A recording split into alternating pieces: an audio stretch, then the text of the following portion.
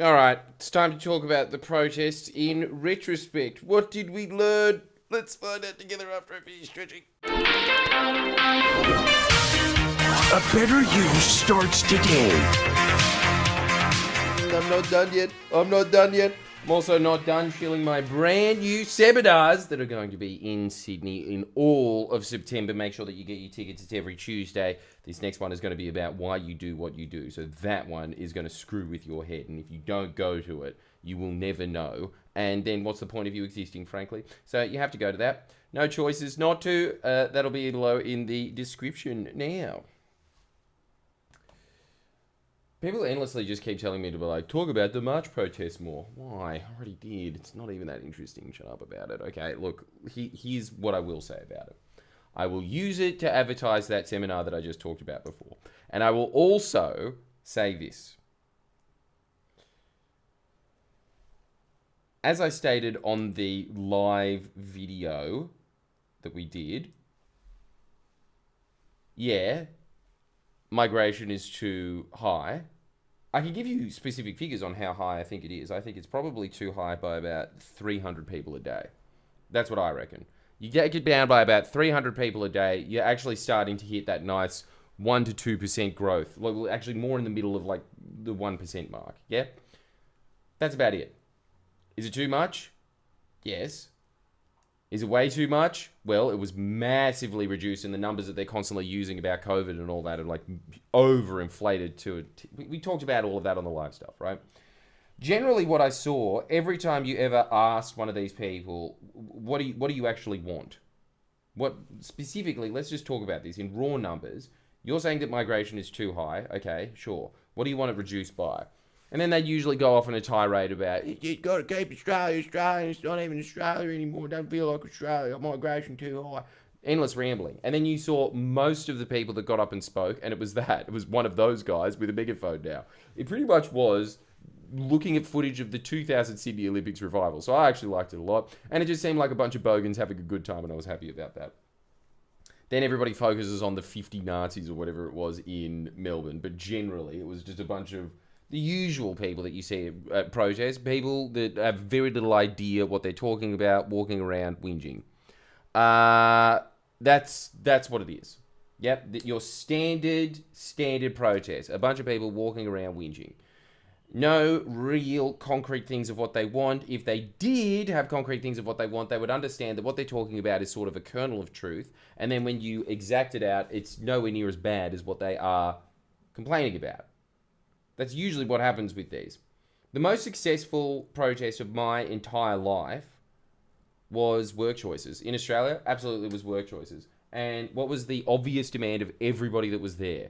Abolish John Howard's work choices. That was it. That was the demand. That's all. We don't want John Howard's work choices enacted. Very, very specific. As a result, they got results. I will see this over and over. People always say to me, unions protest. And it's like, okay, if you can call that protesting, sure. Here's the counter to it. What unions demand is very, very specific. And actually, let's be honest about this as well. You look at it, throughout the ages, you can point to protests that the unions incited that got results. Generally, the unions get far more results just at the negotiation table, going through the numbers, you know? It's the boring stuff behind closed doors that obviously nobody ever takes any paying attention to because it looks more or less just like being in an office, right? And the reason that those are usually very fruitful is because of something that we have talked about on this channel before. In fact, I did talk about it at a seminar recently. And I want you to write this down, and I want you to remember this for the rest of your life because this will make you one of the most effective people on planet Earth. And it's, look, that protest would have done so much better if they said something like reduce migration by a third. Generally, it was a bunch of, then again, it wouldn't have been that big because the issue just wouldn't have been that big. And it wasn't even that big to begin with anyway. I think it was 50,000 max, which is pretty sad for the entire nation. But even if it wasn't, the way that you would go about it is by giving like a very specific number of what you want reduced, and you would have rationale behind it. But just going out there and saying like, migration needs to end, You know? Like, just hearing someone saying something like, we need a 5-year ban on migration, it is so easy to rip apart why that is a stupid idea. For you. For you.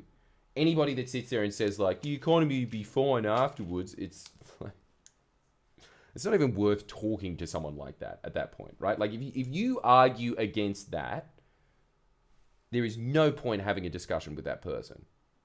Anyway, that's what I'm saying happens. When you get hyper-specific, you start moving away all of this chaff.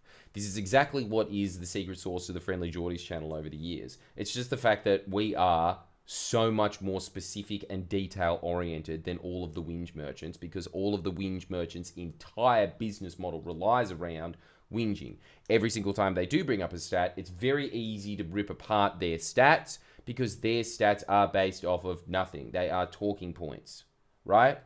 The reason that we have been able to sit there for so long, and every single time one of them has ever gone after us, we've been able to smash them. There's a couple of reasons for it. But one of the main reasons is that mostly what they do is talk in broad, cringy generalizations. We talk in specifics. And every time you ever talk in specifics, this is the thing that happens. Like, the human mind endlessly wants to generalize. It endlessly wants to exaggerate. It endlessly wants to sit there and talk about how much more of a victim it is, trying to convince itself that it's a victim. That is something that you have to fight against your entire life, right? Your entire life, your brain is going to try and convince you that you are a victim. And the reason that it wants to complain with being a victim is, like, it's a very easy survival mode. Basically the same as a baby to be like, food, give me food now. It doesn't want to take any responsibility for anything ever. Like right now, okay, for instance, I could sit there and say, I'm too tired to do a pod. What am I doing right now? I am. Like, I'm really just like running on very little sleep now, because I've got this seminar to produce. I've got a live show to produce, all of these things. And I could sit there, well, like I am now, whining and complaining about how sleepy I am and it's not fair. And what would I realistically be doing instead? I would probably be on the internet watching a bunch of bullshit, right? That's usually what happens when you're a victim, is just that, like, you start making circumstances around you worse for yourself, because you're sitting there in this mindset of self-pity, and as a result of that, everything stops working in your life. Everything stops chugging along. And then you have actual reasons to complain. It becomes self-fulfilling prophecy. So that's something that you do really need to guard against in life. But I want you to write this down. I think that this is one of the saviors of sanity in life. Like, you will just be a far more sane person than anybody that ever does the exaggeration route, which is generally what your brain wants to do, because it wants to get into that victimized state. And that is, I want you to write it down, a problem well diagnosed is a problem half solved. A problem well diagnosed is a problem half solved. And it's absolutely true. The reason that it's absolutely true is just that, like, a lot of the time when you're looking at the problems of your life, they are nowhere near as bad as you are convincing yourself that they are. There is absolutely a bunch of action steps that you can take right now that would move you towards that. And instead, you want to stay in that exaggerated state. And this, like, a really good example of this is, if you ever had a partner, and you probably do it as well, right? But this is something that you start guarding against, and honestly, again, 50% of your relationship problems end immediately. You will say something like, I don't know, you never appreciate me, and then they'll say, what are you talking about? I got you like some fancy rotational restaurant gift the other day for a date. And it's like, yeah, well, that's like the exception. But immediately, even when they just say, like, hang on, there's this specific example, your brain goes and gets angry that it can't just sit there and wallow in self-pity. It can't wallow in self-pity with this exaggerated outburst. So every time you are ever having an argument with someone, always bring it to specifics. Always bring it to specifics. Never allow them to get away with generalizations. And vice versa goes to you. Whenever you are bringing up something with someone, bring up the specific. And it makes the problem so much smaller, so much more manageable. You will realize by a mile, very, very, very, very, very small circumstances where there will be no course of action after that. when you have specifics in mind, your entire life becomes way easier, way more sane. It's easier to get through life. And also, you start realizing that when you start applying like the mechanics of how to get to your dreams in life, you realize it's actually not that nebulous. It's not that difficult. I mean, I'll even give you something that's very, very simple, like, very, very mysterious, like becoming a famous actor, right?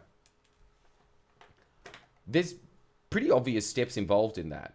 There is recording in front of a camera all the time and being your own audition coach and watching yourself and thinking, where do I suck? That's the main one right there that you could be doing right now without an agent, without any money for like theater school. None of that, just that. You could be doing it right now.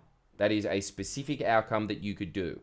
So, even when you just start getting honest about even your biggest dreams and say something like, I want to be a famous actor, instead of sitting there and saying something like more nebulous, which would be like, I want to be very famous, or getting like to an even more specific goal, like I want to be a paid actor, you start realizing, oh, it's actually quite straightforward. There are steps to this. And why? Because specificity gives you that path ahead. Anyway, if you like that, make sure that you sign up to Jordan Shanks, where you've got an extra 3 videos of those a week, and they're the better pieces of information. And I think that you should do it because having a life coach is a very good idea. It's a very good idea because it gives you these pieces injected into your brain so that you actually follow through and do them. I know you sit there and say, I've heard it all before. That's all well and good. How often do you execute? How often do you execute? And I'm telling you, there is not a service that is worth being paid for more. And I give it to you for absolutely nothing. The price of a Coke. I will see you next time.